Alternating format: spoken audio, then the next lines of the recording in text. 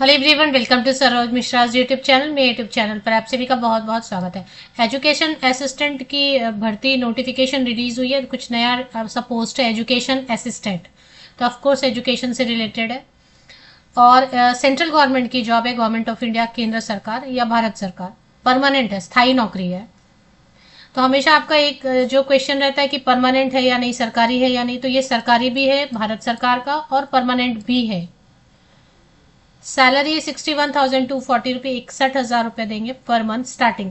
BEd या TET CTET कुछ भी नहीं चाहिए, किसी भी चीज़ की ज़रूरत नहीं है। अब सब्जेक्ट का एक कंडीशन है तो वो चेक कर लेते हैं। फीस भी पेमेंट नहीं करनी है, female no fee. Female candidate कितने भी किसी भी कैटेगरी की फीमेल महिला अभ्यर्थी हैं या SC ST कैंडिडेट है या PWD कैंडिडेट है, सभी के लिए फ्री एप्लीकेशन है। ऑल ओवर इंडिया से कैंडिडेट फ्रेशर भी अप्लाई कर सकते हैं।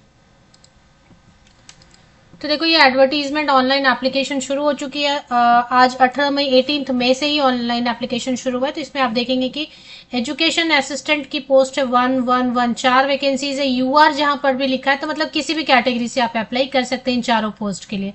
तो पहली वैकेंसी एजुकेशन असिस्टेंट की, अगर यहाँ पर आप एलिजिबल नहीं होते तो एक जूनियर स्टेनोग्राफर की भी पोस्ट है और 3 vacancies office assistant, non teaching है हालांकि, लेकिन क्योंकि परमानेंट गवर्नमेंट जॉब है, ऑफिस असिस्टेंट ग्रेड 3, इसके लिए भी चेक कर सकते हैं एलिजिबिलिटी। और इसके बाद तो खैर टेक्नीशियन, कारपेंटर, फिटर, आर्टिस्ट है ये, तो वो चेक करेंगे। अभी नोटिफिकेशन जो रिलीज हुई है वो कहाँ से रिलीज हुई है? विश्वेश्वरैया औद्योगिक एवं प्रौद्योगिक संग्रहालय, तो Visvesvaraya industrial and technological museum है। राष्ट्रीय विज्ञान संग्रहालय मतलब unit of national council of science museum. तो थोड़ा मैंने विकिपीडिया पे भी चेक किया था, तो सेंट्रल गवर्नमेंट के अंडर ये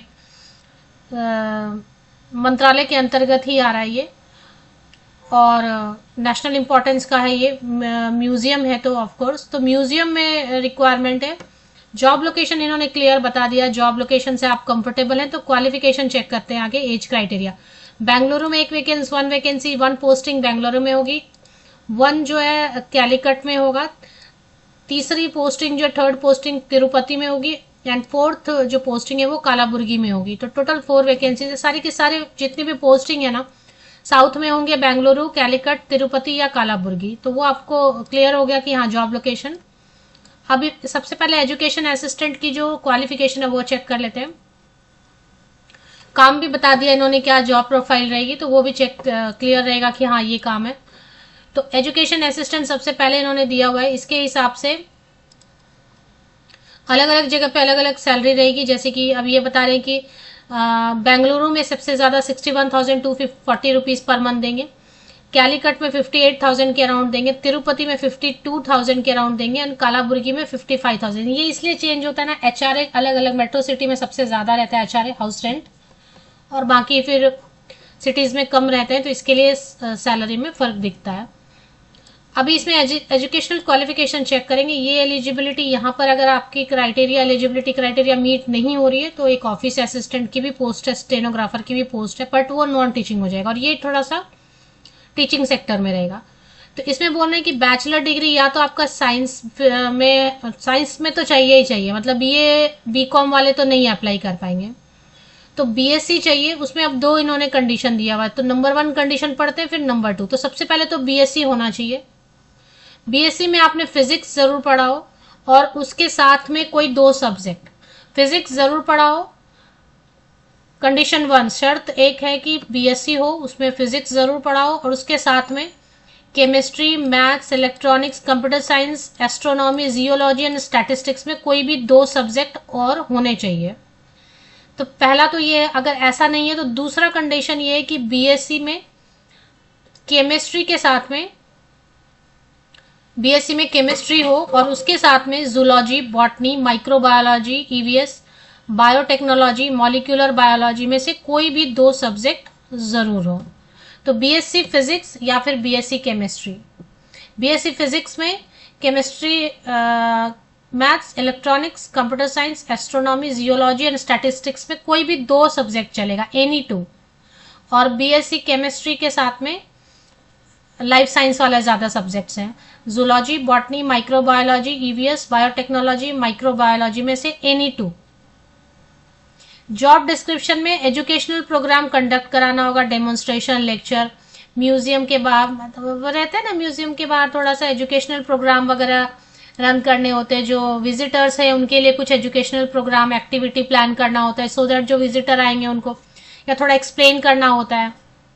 तो visitors research, publicity, public relation, हाँ लोग आ रहे हैं तो उनसे बातचीत करनी होती है। टीचिंग एड, कुछ नया टीचिंग एड डेवलप करना होता है।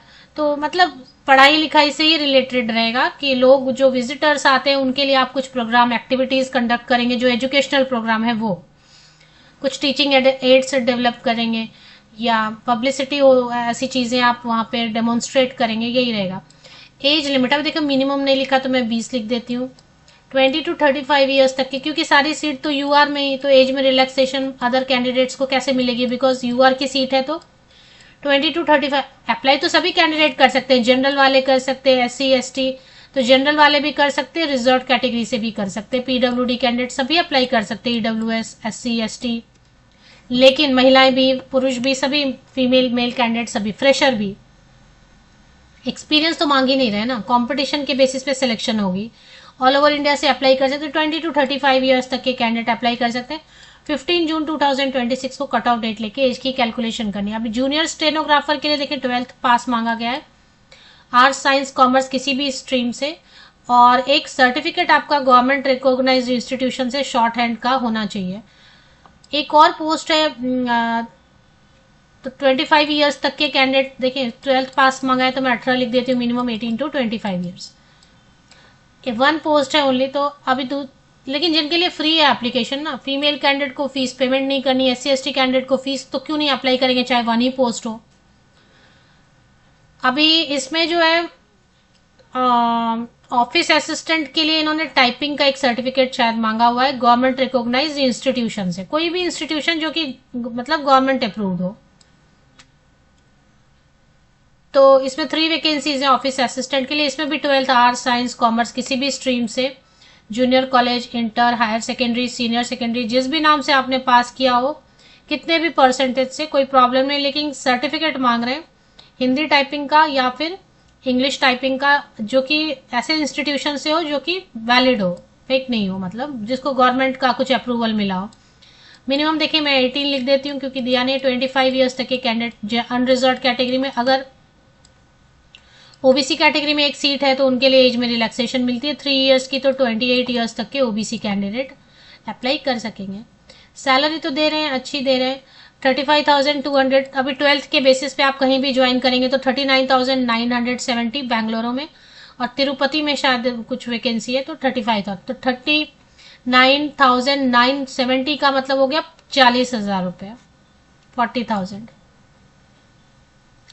टेक्नीशियन की पोस्ट है, इसमें 12th पास एंड ITI वाले अप्लाई कर सकते हैं, फिटर या कारपेंट्री में, कारपेंट्री ट्रेड में। आर्टिस्ट की एक वैकेंसी है, वो चेक कर लीजिए क्या है। तो अब इसकी ऑनलाइन एप्लीकेशन शुरू हो चुकी है ऑलरेडी, और लिंक्स दिए हुए। सिलेक्शन क्राइटेरिया के लिए ये एजुकेशन असिस्टेंट वाली चेक करना चाहते हैं या जूनियर स्टेनोग्राफर, मैंने तो वीडियो एजुकेशन असिस्टेंट के लिए बनाया ना, तो मैं इसके लिए सिलेक्शन क्राइटेरिया आपको बता देती हूँ। इस पर क्लिक करेंगे जैसे ना, इस पे ये लिंक पे, तो शॉर्ट में इन्होंने बताया कि क्या सिलेक्शन क्राइटेरिया रखने वाले। सिलेबस तो नहीं दिया बट शॉर्ट में बताया है। A unit of national council of science museum, scheme of examination, इसमें 100 मार्क्स का रिटन टेस्ट ये रख रहे हैं, जिसमें डिस्क्रिप्टिव रहेगा, मतलब आपको टाइप करना रहेगा अगर ऑनलाइन रहेगा तो, अगर ऑफलाइन रहेगा तो आपको लिखना रहेगा। 40 मार्क्स का डिस्क्रिप्टिव रहेगा और ऑब्जेक्टिव टाइप रहेगा 60, मतलब मल्टीपल चॉइस क्वेश्चन या वस्तुनिष्ठ, टोटल 100 मार्क्स का सिलेक्शन रहेगा। और एक skill test, candidate qualified in written test shall be call for communication skill, तो थोड़ी बातचीत आप कर सकते हैं, मतलब थोड़ा सा उसके लिए।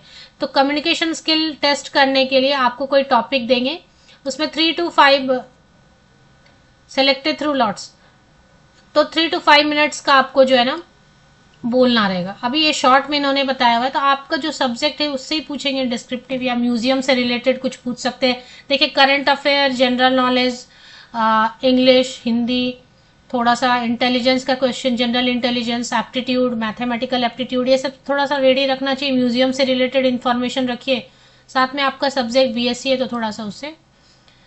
तो ऑफिशियल वेबसाइट पे चलते हैं एक बार।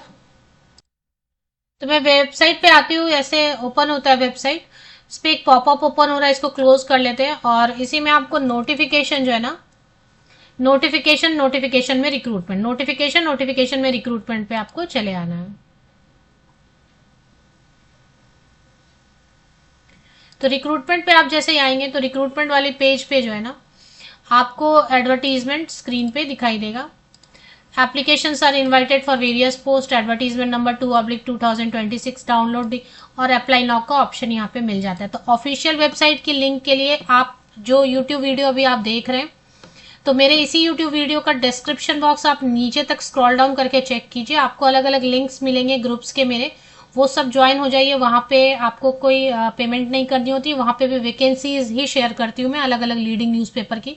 और साथ ही साथ आपको vismuseum.gov.in करके एक लिंक और मिलेगा, तो वो विश्वेश्वरैया का म्यूजियम का जो है ना लिंक, ऑफिशियल वेबसाइट की लिंक है, उस पर आप क्लिक करके होम पेज पे आ सकते हैं, होम पेज से रिक्रूटमेंट पेज पे आ सकते हैं।